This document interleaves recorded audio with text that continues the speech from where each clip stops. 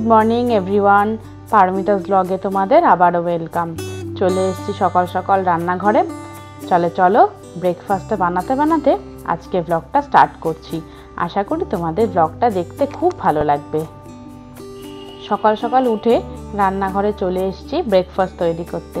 আর আজকে ব্রেকফাস্টে ছিল জ্যাম পাউরুটি আর একটা করে ডিম সেদ্ধ। তাহলে চলো, আমার ব্রেকফাস্ট তৈরি হয়ে গেছে, এটা তোমাদের দাদাকে ব্রেকফাস্টটা দিয়ে দিই।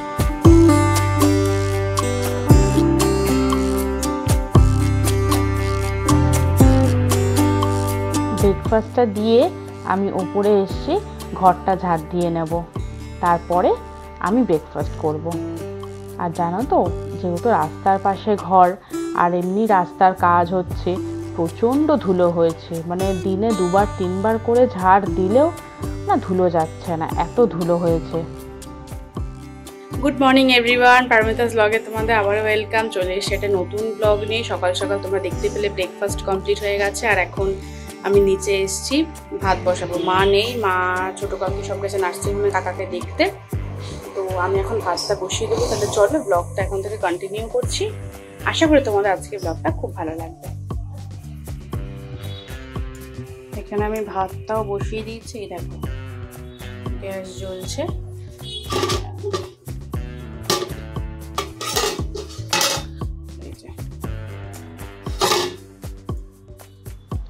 ভাতটাও কিন্তু ফুটে এসছে।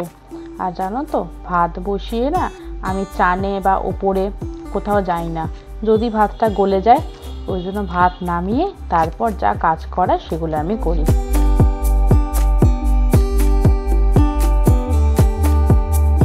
ভাতটা সাইডে বসানো আছে।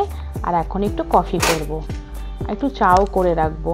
মারা যেহেতু নার্সিংহোমে গেছে, এসে চা খাবে, তাই আমি চাটাও একটু করে ফ্লাস্কে ঢেলে রাখবো।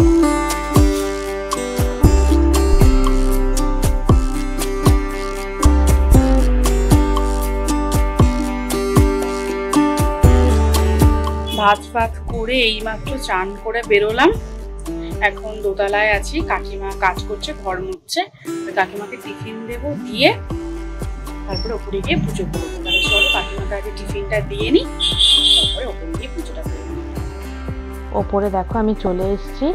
আর গোপুরও কিন্তু চান করে পুরো ফ্রেশ হয়ে গেছে। আর গোপু ভোগে খাচ্ছে একটা বিস্কিট আর মিছরি।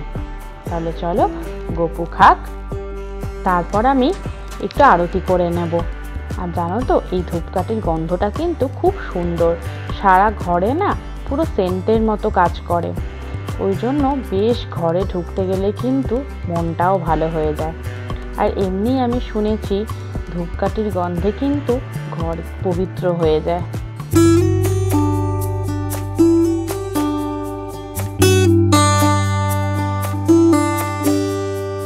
সন্ধ্যা দিয়ে একটু বসেছিলাম ল্যাপটপের কাজ নিয়ে। সেরকম ছিল না, টুকটাকি কটা কাজ ছিল আর ভয়েস ওভারের কাজ ছিল, সেগুলোও কিন্তু এক এক করে শেষ করে নেব। ল্যাপটপের কাজ করে এসে একটু কফি বানিয়ে নিয়েছি। আর তোমরা তো জানোই আমি এই সময়টা একটু কফি খাই। কফি খেয়ে আমি চলে এসেছি রুটি করতে। আর আজকে দেখো, কফি নিয়েই আমি আজকে রান্নাঘরে চলে এসেছি। কেননা বাবা বলল সন্ধ্যাবেলা কিছু খাইনি, তাড়াতাড়ি করে রুটি করে দিতে। তাই রুটি করতে করতে আজকে কফিটা খেয়ে নেব। আর আজকের ব্লগটা বেশি বড় করতে পারলাম না। তোমরা যেহেতু জানোই বাড়িতে একটা দুর্ঘটনা ঘটেছে, তাই ব্লগ করার মতোও কিন্তু মানসিক অবস্থা ছিল না। তোমরা একটু প্লিজ অ্যাডজাস্ট করে নিও। তাহলে চলো আজকের মতো ব্লগটা এখানেই শেষ করছি। সবাই ভালো থেকো, সুস্থ থেকো, টাটা।